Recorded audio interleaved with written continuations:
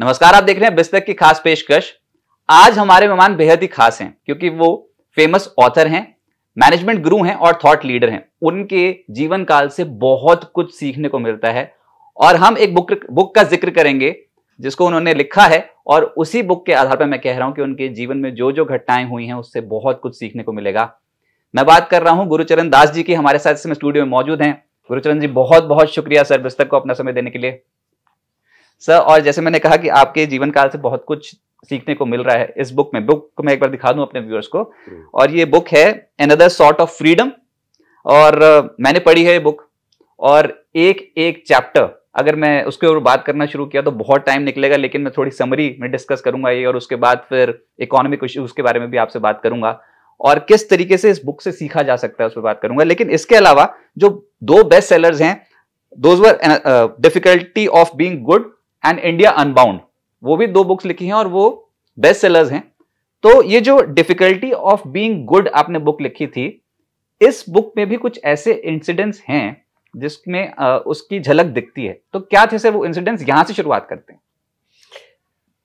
Difficulty of being good, अच्छाई की कठिनाई। तो मैं हूं 4 साल का, किंडरगार्टन केजी में हूं, लाहौर में पढ़ रहा हूं, मॉडल टाउन में स्कूल है। और हमारे सारे सब जो बच्चे हैं स्कूल क्लास में, उनके पास एक पेंसिल बॉक्स है, वही आम 2.5 आने वाला पेंसिल बॉक्स उस वक्त आता था। 2 पेंसिलें होती थी, एक रबर होता था। लेकिन जो लड़का मेरे साथ बैठता है उसके पास नहीं है, वो गरीब लड़का है, मुसलमान लड़का है। लेकिन जो मेरे आगे बैठता है वो अमीर लड़का है, उसके पास 2 पेंसिल बॉक्सेस हैं, एक आम मामूली और दूसरा made in England pencil box है, लाल रंग का, लिशक रहा। और रिसेस होती है तो सब लोग बाहर चले जाते हैं क्लास के, तो मैं अकेला रहता हूं। तो मैं वो अमीर लड़के के का पेंसिल बॉक्स लेके वो गरीब लड़के के डेस्क टेबल पे रख देता हूं। तो जब क्लास शुरू होती है वापस, तो जो अमीर लड़का है वो चिल्लाता है, Who someone stole my pencil box? किसने मेरा पेंसिल बॉक्स चुराया? तो टीचर डर जाती है क्योंकि यह अमीर लड़का है। तो हम सब खड़े हो जाते हैं और वो हर एक को पूछती है कि तुमने चुराया, तुमने चुराया। तो जब आता है वक्त, ये लड़का जो गरीब लड़का है उसका नाम है आयन, आयन की बारी आती है। वो कहता है, भाई हाँ, मेरी टेबल पे एक पेंसिल बॉक्स पड़ा है पर मैंने नहीं लिया था। खैर टीचर उसको, शी डजंट बिलीव हिम। तो फिर मेरी बारी आती है। अब मुझे बताना चाहिए था कि भाई मैंने किया ये, पर मैं एकदम चुप रहता हूं, कुछ नहीं, आई एम जस्ट फ्रोजन। तो फिर टीचर वो वो मतलब शी सस्पेक्ट्स आयन, तो उसको ले जाती है क्लास के सामने और उसको पनिशमेंट देने को तैयार होती है, पर पता नहीं क्या रूलर्स के साथ हाथ पे मारेगी, क्या करेगी। और उसी वक्त वो चिल्लाता है, मेरी तरफ देखता है, यू नो मैं आई डिडंट स्टील इट, तुमको मालूम है मैंने नहीं किया, क्यों नहीं बोलते? मैं एकदम फ्रोजन, चुप रहता हूं। तो अब ये आज कल भी मुझे इसका बुरा सपना आता है। और मैं बताऊं तो कुछ महीने बाद, मैं 1947 की बात कर रहा हूं, अगस्त 1947 हमारी आज़ादी होती है। और आज़ादी के वक्त हम हिंदू हैं और लाहौर पाकिस्तान में चला गया है, तो हमें तो भागना है। और हम एकदम we run with our lives और वी क्रॉस द बॉर्डर और हम स्टेशन पे जाते हैं फैमिली, सारी फैमिली। और स्टेशन पे, प्लेटफॉर्म पे हम बैठे हुए हैं कंपार्टमेंट में, ट्रेन चल नहीं रही, पता नहीं कब चलेगी, उस वक्त ऐसा ही माहौल था। तो मैं देखता हूँ थ्रू द विंडो एक पुलिसमैन, टॉल पुलिस ऑफिसर है, और वो मतलब keeping the peace on the platform. और अचानक दो सिख लड़के, टीनेजर्स आते हैं और उसे किरपान के साथ मार देते हैं, मर जाता है, गिर जाता है। और मेरी माँ एकदम, जो विंडो है वो बंद कर देती है, बारी ट्रेन की। और मैं समझता हूँ, अब ये दो इंसिडेंट और हुए, ये 2 इंसिडेंट्स बचपन में हुए थे, तो आपने बचपन में हुए। एक पार्टीशन की बात आप कर रहे हो और एक अपनी स्कूल लाइफ के बारे में बात कर रहे हो, तो इसमें अच्छा रहना इंसान के लिए कितना मुश्किल है? तो यही तो मैं कहना चाहता था कि मुझे समझ नहीं आई कि क्या हुआ आयन के साथ उस दिन पेंसिल बॉक्स में, और मुझे समझ नहीं आई क्या हुआ वो मुसलमान पुलिसमैन को रेलवे स्टेशन पे। पर अब मैं समझता हूं कि दोनों एग्जाम्पल्स हैं, examples of the absurdity of life. मतलब कि एक किस्म का अस्थायी पागलपना, टेम्पररी इंसैनिटी हो गई दोनों जगह पे। अकेले मेरे मन में इंसेन हो गया, पागल हो गया, और वहां सारा देश पर पंजाब, जहां पंजाब में 3 लाख लोग मर गए, और लोग पार्टीशन के वक्त जो वायलेंस हुआ उसमें पड़ोसी 100 साल रह रहे हैं इकट्ठे, मारना शुरू कर दिया, एक दूसरे को कत्ल करना शुरू कर दिया। तो मैं भी समझता हूं कि एक ही चीज है, टेम्पररी इंसैनिटी, टेम्पररी पागलपना, अस्थायी पागलपना। चलिए, तो ये तो अभी एक समझ लीजिए एक झांकी थी, तो इस बुक में कितना कुछ सीखने को मिलेगा ये मैं आपको बताता हूँ। पहले तो मैं आपकी पेरेंटेज पे, जो आपकी परवरिश हुई है उस पे आता हूँ, और उसमें आपने इस बुक में अपनी माताजी का जिक्र किया है। जिक्र किया स्कूल लाइफ से लेकर आपके करियर तक, उनकी झलक दिखती है, इन्फ्लुएंस किया उन्होंने आपकी लाइफ को। तो उस पे आप क्या कहेंगे? सबसे पहले आपके माताजी पे, पिताजी पे तो बाद में आएंगे, क्योंकि उन्होंने तो फिर आपको एक ऐसे तरीके से कि मेरा लड़का कुछ ना कुछ तो करेगा, पर पहले माताजी, कितना बड़ा इन्फ्लुएंस था आपकी लाइफ मैं अच्छा, वापस जाइए केजी क्लास में, जो मैं था, बताया मैंने पेंसिल बॉक्स के बारे में। तो हमारी स्कूल मतलब क्लास खत्म हुई मार्च अप्रैल में। तो मैं रिपोर्ट कार्ड लेके आया एक दिन, और मेरी माँ ने देखा कि ये बड़ा खुश है, तो पूछती है, वो खड़ी है घर के बाहर, मेरी इंतजार कर रही है, और फिर पूछती है कि पहली कक्षा, डिड यू कम फर्स्ट? तो मेरे पिताजी पीछे होते हैं उनके, और कहते हैं कि ये गलत सवाल था, पूछना चाहिए कि क्या इसको पसंद है स्कूल में, ड्राइंग करना, कहावत, पोएट्री, क्या पसंद है, क्या उसको, कैसे दोस्त हैं, कौन है दोस्त इसके। तो ये जो दो इन्फ्लुएंस थे ना, मेरी माताजी थी मिडिल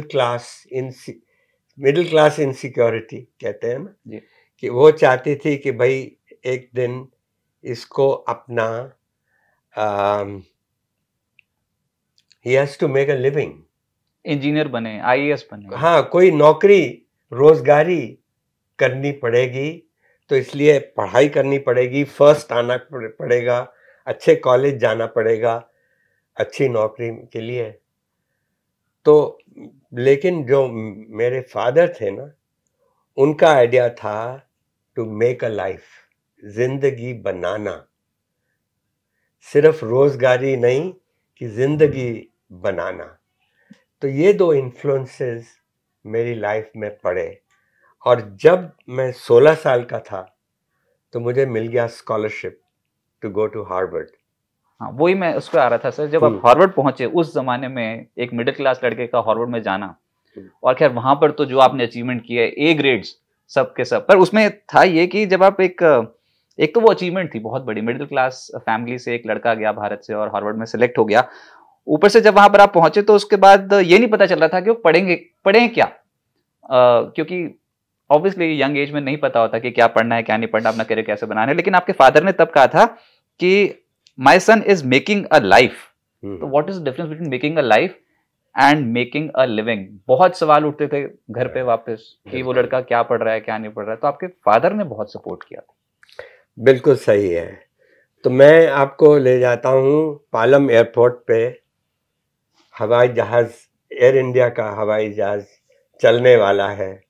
मेरी माँ आंसू भरे कह रही है, make sure you study something useful, कह रही है कि वापस आना है और नौकरी लेना है। तो तुम इंजीनियर क्यों नहीं बन जाते, तुम्हारे पिताजी इंजीनियर हैं और मैंने सुना है कि देश को बहुत इंजीनियर चाहिए आजकल। माता जी का शिक्षण भूल जाता हूँ, और क्या मैं पढ़ता हूँ हार्वर्ड में, ग्रीक ट्रेजेडी, ग्रीक त्रासदी, Russian novel, renaissance painting, Beethoven's music, Bauhaus architecture, history of capitalism, और मैं पढ़ता हूँ संस्कृत भी पढ़ता हूँ, फिलोसफी। हाँ फिलॉसफी, पर संस्कृत में जब मैंने एक संस्कृत लव पोएट्री कोर्स था, और मैं वो कोर्स जब लेता हूँ तो मेरी माँ को पता चलता है कि क्या कर रहा है ये, तो कहती है हाय हाय मृत्यु भाषा, अब इसको मृत्यु लोग भी, इस सिर्फ मित्र लोग इसको नौकरी देंगे। पर फिर जैसे आपने कहा ना कि मेरे मेरे पिताजी को समझाना पड़ा मेरी माँ को कि he is making a life, he is making a life, जिंदगी बना रहा है। तो ये आजकल के यूथ के लिए बहुत इंपॉर्टेंट, इनफैक्ट पेरेंट्स के लिए भी, क्योंकि बहुत दबाव होते चले जा रहे हैं सर। एक रैट रेस है जिसके पीछे हम चलते चले जा रहे हैं, और बच्चों के ऊपर बहुत प्रेशर भी आ रखा है। तो पेरेंट्स को भी समझना चाहिए और आपकी लाइफ से बहुत कुछ सीखना भी चाहिए। और आई एम लकी, और पेरेंट्स टीचर्स को ये सीखना चाहिए कि पता करो इसको क्या चीज पसंद है, because if you can find a passion, a purpose in life, then you have found the meaning of life. Then you find कि ये जिंदगी का अर्थ क्या है, मतलब क्या है। पर होता है ये है ना कि यूथ को आजकल ये तो पता नहीं होता कि किस तरीके की पॉसिबिलिटीज हैं। अंदर बहुत सारे इनर वॉइसेस होती हैं यूथ के अंदर, बिल्कुल। तो नहीं पता लगता कि करियर कैसे शेप अप होगा। दूसरे को देख के सीखने की कोशिश करते हैं। हाँ, तो उसमें क्या मैसेज देंगे? तो हाँ, तो फिर मेरा क्या होता है कि even Harvard got a little worried कि ये भाई हर सेमेस्टर अलग अलग कोर्सेज कर रहा है। तो इसको डीन मुझे बुलाते हैं और कहते हैं कि भाई you have to declare a major, which is your major, and you have to take courses in it and write your thesis on it. तो इसलिए क्या होता है कि मैंने फिलॉसफी चुनी। तो उसने मुझे पूछा मजाक से कि आपने फिलॉसफी क्यों चुनी? मैंने कहा खुश होने के लिए। मैंने सुना है कि फिलॉसफी कुछ बताएगी, तो इसलिए मैं ग्रेजुएट करता हूँ फिलॉसफी में, और उसके बाद मुझे मिलता है स्कॉलरशिप फिलॉसफी पढ़ने के लिए, पीएचडी करने के लिए उस समय ऑक्सफोर्ड में। नौकरियों के इतने विकल्प नहीं थे, आपको पता था आपको वापस आना पड़ेगा देश में, भारत में नौकरियों के इतने विकल्प थे नहीं, तब भी फिलॉसफी उस समय। हाँ। तो उस समय का डिसीजन, खैर वो जो आपने डिसीजन लिया वो तो आज हमें पता है कि बहुत ही बढ़िया हो गया, और इसका एक बहुत ही बड़ा एक इंटरेस्टिंग इसमें जिक्र भी है बुक में, जब आपकी नौकरी लगी थी तो सेल्स और मार्केटिंग में लगी थी, और कहाँ आप हिस्ट्री और फिलॉसफी में आपने पढ़ाई कर रखी है। लेकिन उसमें बाद में आऊंगा कॉर्पोरेट एंगल पे। अभी तो ये है कि सर जब आप अमेरिका में चले गए तो वहां पर कल्चरल डिफरेंस नहीं हुआ सर, ये बिकॉज उस समय तो कुछ वहां पर रेसिज्म ज्यादा होती थी। ये हाँ सही बात है। 1955 में हम गए वॉशिंगटन में, जब मैं बच्चा था, क्योंकि मेरे फादर एक हिंदुस्तान ने 3 इंजीनियर्स को भेजा वर्ल्ड बैंक में। वर्ल्ड बैंक मीडिएट कर रहा था डिस्प्यूट इंडिया और पाकिस्तान में, इंडस वाटर डिस्प्यूट जिसको कहलाया गया है, और वो बंटवारा होना था पानी का on the reverse of Punjab.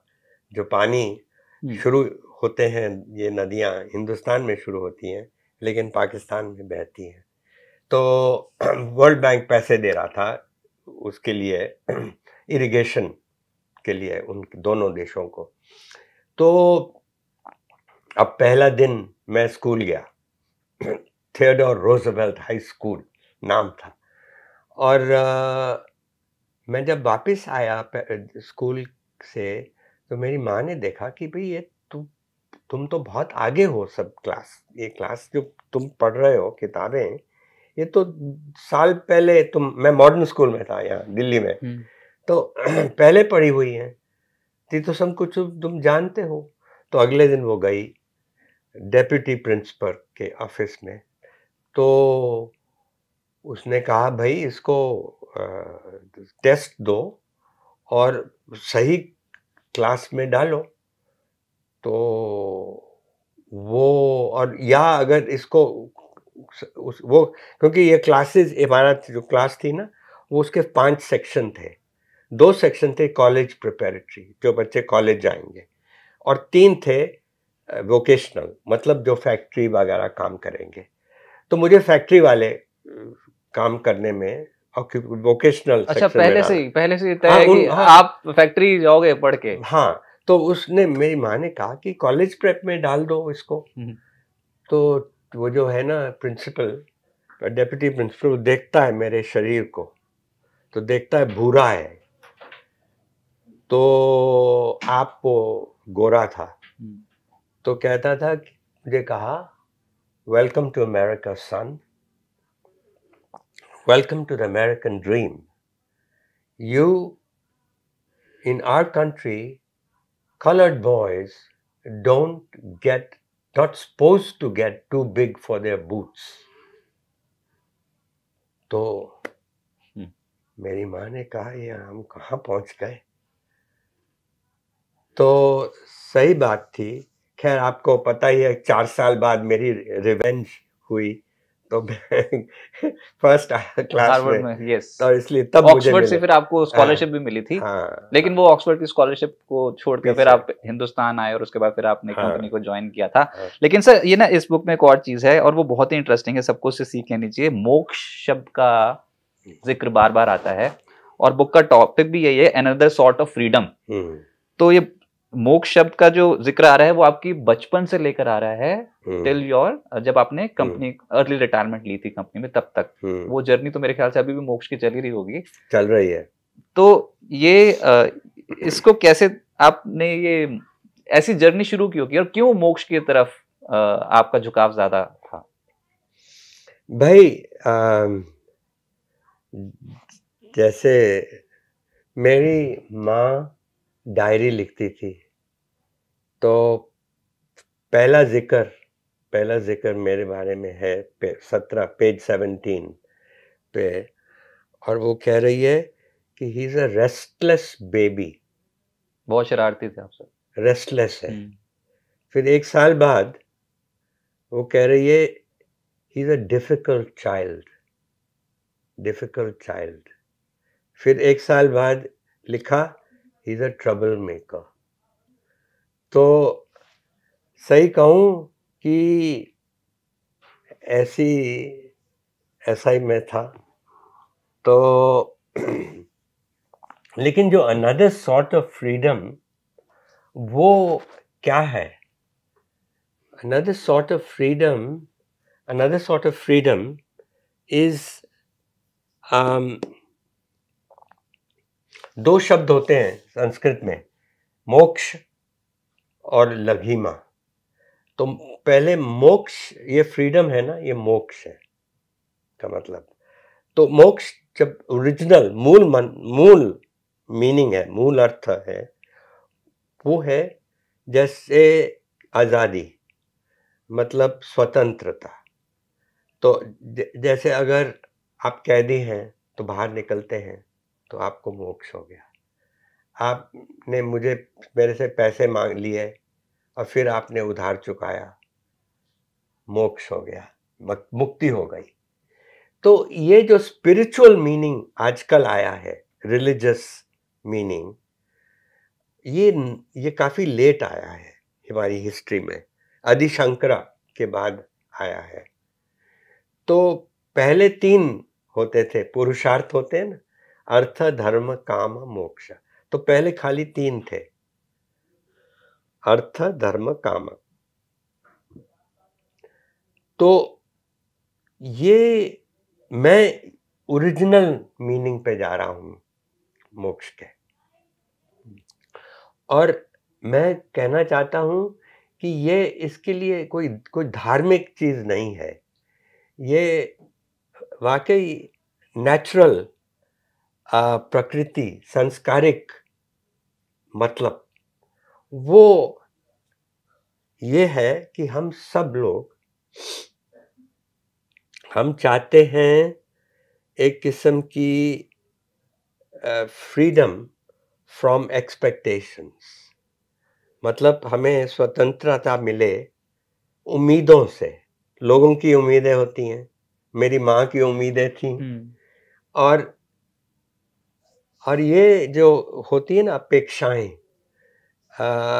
उससे अगर मतलब मुक्ति मिलनी, ये मेरा मतलब है। लेकिन सबसे ज्यादा लोगों की उम्मीदों से नहीं, ये अपने आप की जो उम्मीद होती है। हम क्या कहते हैं? हम चाहते हैं कि लोग हमें पसंद करें, हम चाहते हैं कि हमें उपलब्धि मिले या फिर कुछ हम चाहते हैं कि हम कुछ बने अपनी जिंदगी में, कि to be somebody rather than nobody. We all want to be somebody rather than nobody. अब ये अपनी उम्मीद है। फिर हम चाहते हैं कि हम सुपीरियर हैं, तो हर जगह जाते हैं और चाहते हैं कि हमें पहले रेस्टोरेंट में गए तो कि वो सर्व क्यों नहीं मुझे पहले कहा, वो टेबल पे चला गया वेटर, हमारी टेबल पे क्यों नहीं आया। और जैसे अभी तक चलती है। अब मैं लेखक हूँ, लेकिन चाहता हूँ कि दुकान जो है खान मार्केट में, बाहरी एंड सन्स, मेरी किताब उसने क्यों नहीं विंडो में लगाई। मैं उस दिन गया कुछ दिन पहले, तो मैंने कहा भाई बाहरी साहब, मेरी किताब नहीं लगाई, क्यों नहीं लगाई? तो फिर मैंने निकाली और डाल दी। तो ये जो होता है ना अहम, ये प्रॉब्लम्स, तो अहंकार से मुक्ति पाना, ये है मतलब। तो सर फिर अभी लिबरल क्यों हो गए आप? हाँ। ये भी पहले तो आप सोशलिस्ट साइड पे ज्यादा थे व्हेन यू वर यंग, तो फिर ऐसा क्या जिंदगी में हुआ कि फिर लिबरल हो गया? अच्छा, तो मैं बताता हूँ एक और कहानी कि अच्छा, मैं फिलॉसफी किया, मैं लेकिन पीएचडी करने ऑक्सफोर्ड नहीं गया। तो उसकी जगह मैंने कहा कि मुझे लाइफ ऑफ एक्शन चाहिए। और लाइफ ऑफ एक्शन मुझे पता नहीं था क्या मतलब है, क्या कैसी लाइफ होगी, पर ये नहीं मैं चाहता कि सारी जिंदगी at that stratosphere of abstract thought, that is philosophy, वहां नहीं मैं बिताना चाहता था। तो फिर मैंने, और मेरी माँ का सबसे बुरा सपना उनके सामने आ गया कि ये बड़ा लड़का ग्रोन अप और पढ़ लिख के खाली बैठा है घर में। और एक हमारी पड़ोस में मेरी माँ की सहेली थी जो आती थी मेरी माँ को के घर, और हर रोज पूछती थी थोड़ा मुंडा की कर रहा है, और मेरी माँ शर्मिंदा हो जाती थी। हिंदी में आपका लड़का क्या करता है? आपका लड़का क्या कर रहा है?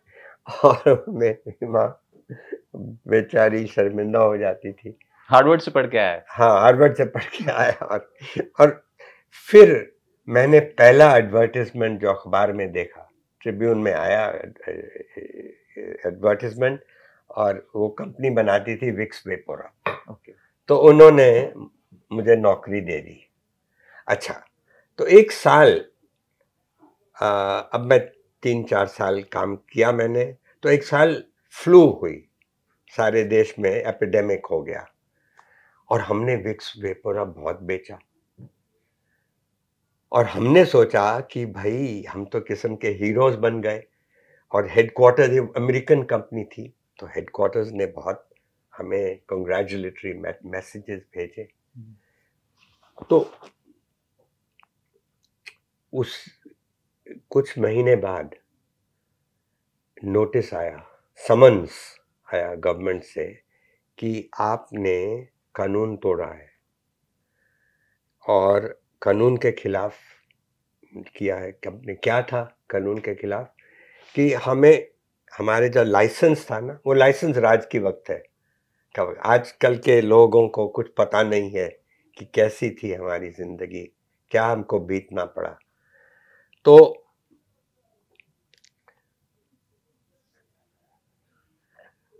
लाइसेंस कहता था कि इतने टन विक्स वेपोरा बना सकते हो, अगर इसको एक्सीड किया ये कोटा तो आपको सजा मिलेगी, और 3 साल की सजा थी जेल में फॉर ब्रेकिंग योर लाइसेंस।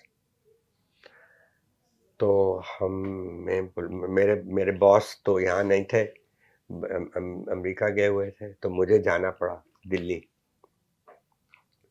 और दिल्ली में जॉइंट सेक्रेटरी का दफ्तर था, और वो बड़ा घमंडी आदमी था, एंटी बिजनेस, मार्क्सिस्ट, मेरा ख्याल मार्क्सिस्ट होगा। तो एक तो हमको 2 घंटे बाहर बैठाया अपने ऑफिस के, फिर हम गए अंदर, मैं था और 2 लॉयर्स भी थे, तो वकील हम मेरे साथ। तो वो अखबार पढ़ रहा था, तो हम बैठ गए, तो पढ़ता रहा, फिर अखबार उसने नीचे की, और फिर बोला क्यों, क्या मतलब, क्या चाहते हैं आप? तो हमने कहा कि भाई आपने हमें बुलाया है, ये है समन्स। तो हाँ मैंने फाइल नहीं पढ़ी, बताओ क्या है। तो मैंने बताया कि भाई हमने प्रोडक्शन कोटा एक्सीड किया है, और ये कारण था कि फ्लू हुई, और हमने अपनी तरफ से तो बहुत अच्छी बात की कि इतने लोगों को फ़ायदा मिला, ज़ुकाम, सर्दी ज़ुकाम, बच्चे, बूढ़े, और एंग्जाइटीज़ ऑफ मदर्स एलिविएट की। उसने सुना हमें, तो मैंने तो कहा कि हमने देश के लिए प्रोडक्शन की। उसने कहा हाँ, लेकिन आप लोग सब करप्ट होते हो प्राइवेट सेक्टर में, और मैं इसका I will set an example. So now he said the law will take its course. तो मैं तो बहुत डर गया, लेकिन पता नहीं मेरे में क्या आई, जब हम उसने फिर जाओ, मैं, because treating me like a criminal, और फिर कहा, मैंने आई टर्न अराउंड, तो मैंने उनसे कहा, साहब सर, ये खबर फैल जाएगी, क्योंकि हर रोज़ नहीं होता कि अमेरिकन मल्टीनेशनल कंपनी के एग्जीक्यूटिव को आप जेल भेजते हैं।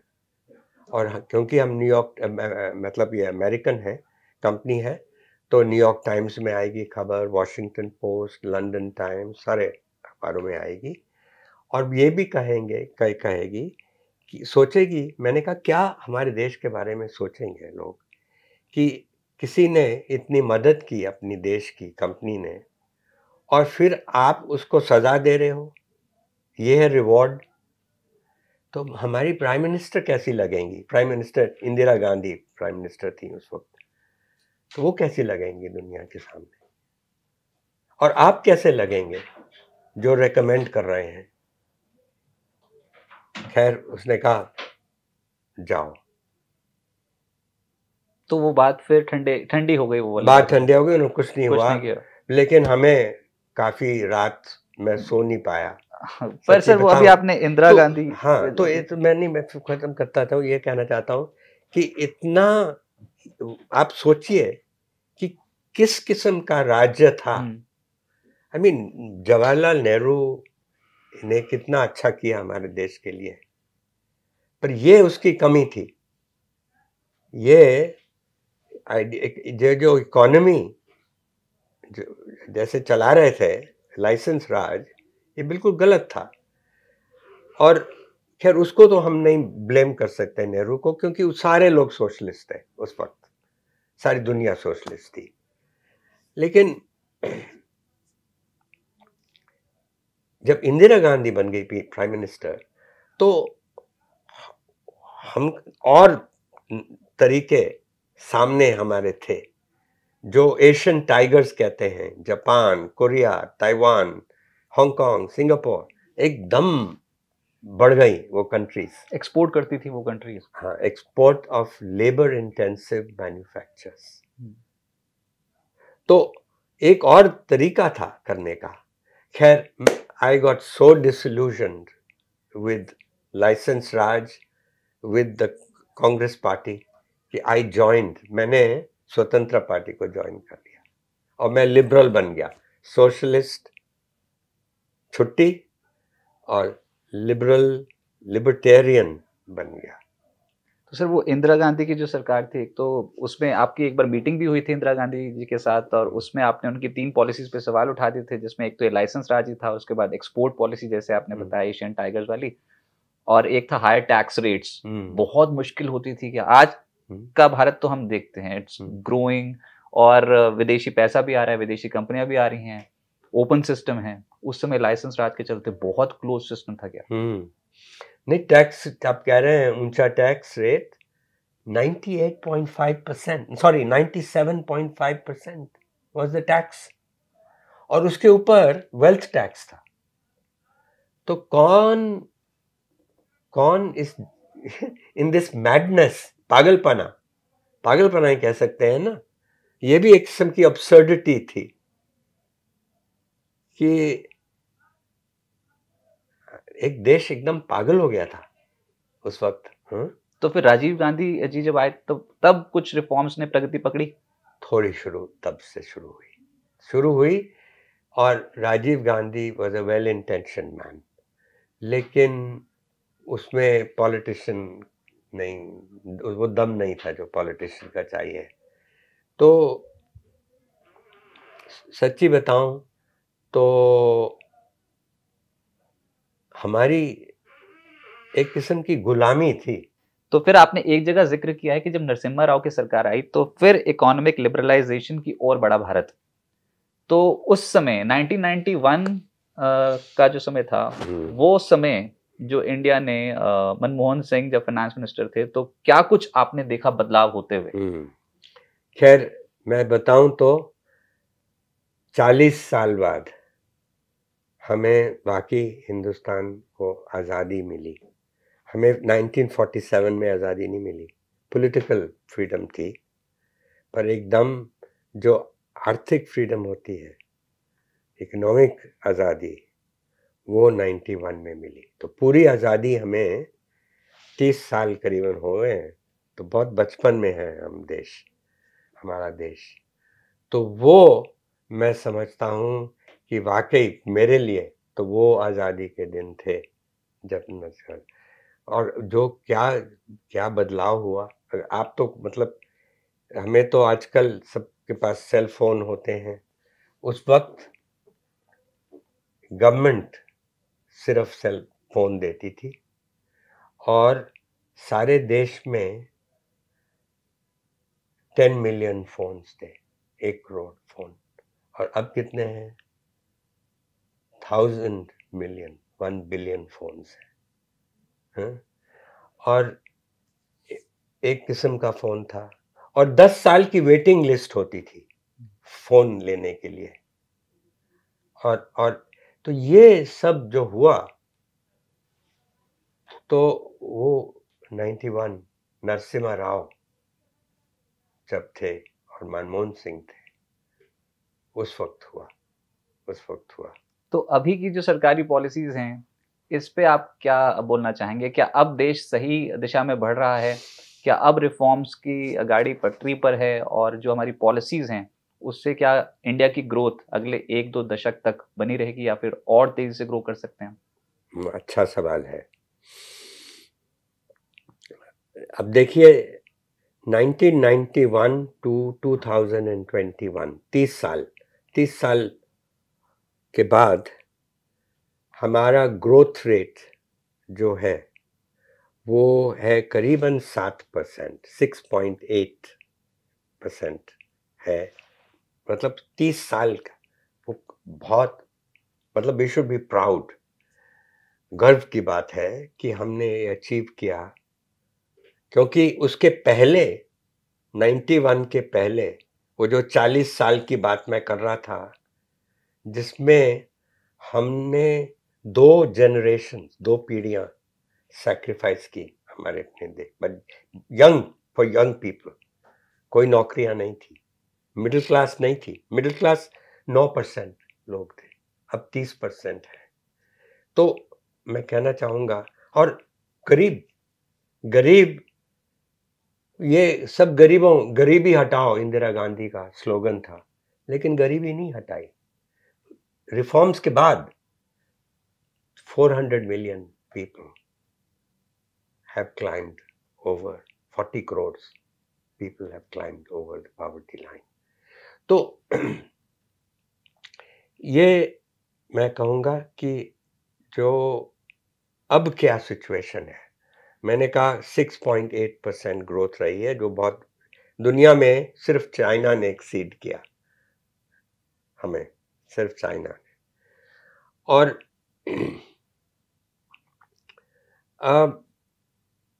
लेकिन हमें जो 6.8%, 7% ग्रोथ रेट में नौकरियां आनी चाहिए थी, जॉब्स आने चाहिए थे, रोजगारी आनी चाहिए थी, वो नहीं आई। क्यों नहीं आई? क्योंकि हमारा मॉडल ठीक नहीं था। हमारा कृषि में हमने अच्छा किया और ग्रीन रेवोल्यूशन हुई, उसके बाद आईटी रेवोल्यूशन, हमने डिजिटल रेवोल्यूशन हुई है। तो हमने एक किस्म से we have jumped from a green revolution to a IT revolution. But जो middle step होता है वो है फैक्ट्री बनाना, चीजें बनानी, कपड़े, प्रोडक्शन, ये चीज जो है डेली उत्पादन का, फैक्ट्री जॉब्स, जिसको कहते हैं इंडस्ट्रियल रेवोल्यूशन, वो हमारे देश में नहीं हुई।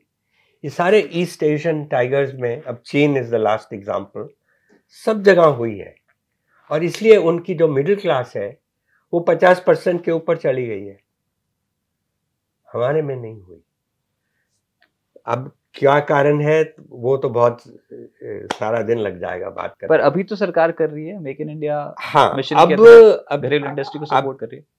अब क्या है कि हाँ, ये रियलाइजेशन आ गई है कि we have to export labour intensive manufacturers. Manufacturing अभी खाली 16% ऑफ जीडीपी है, इसको डबल होना चाहिए। तो एक्सपोर्ट्स खाली 1.7% ऑफ वर्ल्ड एक्सपोर्ट्स हैं ऑफ गुड्स, ये डबल होना चाहिए। तो अब ये कैसे होगा? ये होगा जब हम इंडस्ट्रियल रेवोल्यूशन लाएंगे। अब तो we are in a better place today. Road mileage has doubled, logistics have improved, port handling capacity 4 गुना बढ़ी है, जीएसटी आ गया है, एक देश बन गए हैं इकोनॉमिकली हम, और बहुत सारी चीजें हुई हैं। तो अब चांस है, लेकिन फिर भी रिफॉर्म्स करने हैं। रिफॉर्म्स जो नरेंद्र मोदी ने कोशिश की है, मोदी जी ने कोशिश की, land acquisition law, labour codes, farm laws, ये सब नहीं हुए, अब करने पड़ेंगे to get that, to get to there, और वो नहीं हो रहा। सर लास्ट सवाल फिर से आपकी कॉर्पोरेट लाइफ पे ही है जाते जाते, और उससे भी लर्निंग बहुत इंपॉर्टेंट मिलेगी, मेरे को पता है। सब कुछ था, एक इंटर्न से लेकर एक सीईओ तक का सफर आपने तय कर लिया एक ही मल्टीनेशनल कंपनी में, और उसमें लेबर यूनियंस के साथ विवाद, उसको सुलझाया, कंपटीशन था, आप प्रॉक्टर एंड गैम्बल को हेड कर रहे थे, तो एचयूएल ने टक्कर दी तो आपने एरियल लॉन्च करा, और बहुत ही सक्सेस स्टोरी है उसकी भी, और उसकी भी केस स्टडी एमबीए कॉलेज में पढ़ते हैं हम। लेकिन अचानक से छोड़ क्यों दिया? अर्ली रिटायरमेंट के बारे में क्यों सोच लिया? एग्जिट कब कर देना चाहिए? सब कुछ जाने कब देना चाहिए? ये इसका another sort of freedom, वो मैं चाह रहा था। बहुत से लोग होते हैं जो अपने 40s में, आप तो जवान हैं अभी, 40s में नहीं आए, लेकिन बहुत से लोग होते हैं, पढ़ाई करते हैं, अच्छे कॉलेज जाते हैं, उसके बाद अच्छी नौकरी लगती है, फिर अच्छी गाड़ी खरीदते हैं, अच्छा घर खरीदते हैं, बच्चे होते हैं, उनको भी पढ़ाना वगैरह। लेकिन जब व्यक्ति कोई 40-45 साल का हो जाता है, तो वो पूछता है अपने आप को कि is this what life was all about, कि ये जिंदगी है, जिंदगी का मतलब क्या है? सो वो उस एक दिन मैं अपने, आफ्टर बीइंग सीईओ, मुझे वर्ल्ड हेडक्वार्टर्स में भेजा गया, Procter and Gamble world wide. I was managing director strategic planning. तो मैं जा रहा था, तो रास्ते में रेडियो में सुना कि India's reforms are in trouble because why, because the left wing of the Congress party is revolting against Narasimha Rao, और लेफ्टिस्ट भी जो थे काफ़ी पावरफुल थे उस वक्त, तो लेफ्टिस्ट भी कह रहे थे कि बेच दिया अमेरिका को, अपने देश ने मल्टीनेशनल्स को बेच दिया हमने। तो कांग्रेस वाले काफ़ी डर गए हुए, और मुझे समझ नहीं आती थी कि ये रिफॉर्म्स क्यों नहीं बेच रहे लोगों को। अब मार्गरेट थैचर कहती थी, यूके में जब रिफॉर्म्स हुए, इंग्लैंड में, विलायत में, तो कहती थी मैं 20% टाइम अपना रिफॉर्म करने में लगाती हूँ, और 80% मैं लगाती हूँ रिफॉर्म्स बेचने में। और यहाँ हम चुपके चुपके रिफॉर्म्स कर रहे थे, और लोगों को कोई सामने कहना कोई नहीं, नरसिम्हा राव नहीं कह रहा था, मनमोहन सिंह नहीं कह रहा था, मोन्टेग सिंह, कितने अच्छे अच्छे लोग थे वो सारे, कोई नहीं सामने बताता लोगों को कि भी हम क्यों कर रहे हैं ये। क्योंकि सच्ची बात है, जो मार्केट है ना, वो बड़ी मुश्किल चीज है बेचना। और मार्केट कहती है, मतलब जो आदमी रिफॉर्मर होता है वो कहता है कि हम इन्वेस्टमेंट होगी, इन्वेस्टमेंट से फैक्ट्री बनेगी, नौकरियां बढ़ेंगी, तो इसलिए प्रॉस्पेरिटी, देश में प्रॉस्पेरिटी, प्रगति होगी। अब अगर एक कैंडिडेट ये कहता है, दूसरा इलेक्शन के वक्त कहता है कि मैं तुम्हें फ्री बिजली दूंगा, तो वो जीत जाता है। रेवड़ियां बांटने का कल्चर हो गया। रेवड़ियां बांटने का कल्चर। तो मेरा मतलब है कि हमने ये बेचा नहीं है। और ये भी मैंने एक टाइम्स ऑफ इंडिया में मेरा जो कॉलम आता है, मैंने लिखा, भाई एडवाइस दी नरेंद्र मोदी जी को कि भाई आप मन की बात में समझाओ लोगों को कि क्या है ये रिफॉर्म्स, क्या चीज है। मार्केट, लोग समझते हैं कि रिफॉर्म्स अमीरों को अमीर बनाते हैं, गरीबों को गरीब बनाते हैं। तो ये कोई गवर्नमेंट ने ये 30-35 साल 91 के बाद कोई गवर्नमेंट ने बेचा नहीं है रिफॉर्म। अब ठीक तरीके से अब चीन में भी इंटरनेशनल प्लेटफॉर्म पे गूंज है, डंका बज रहा है भारत का। अब आपको लगता है सब कुछ ठीक चल रहा है?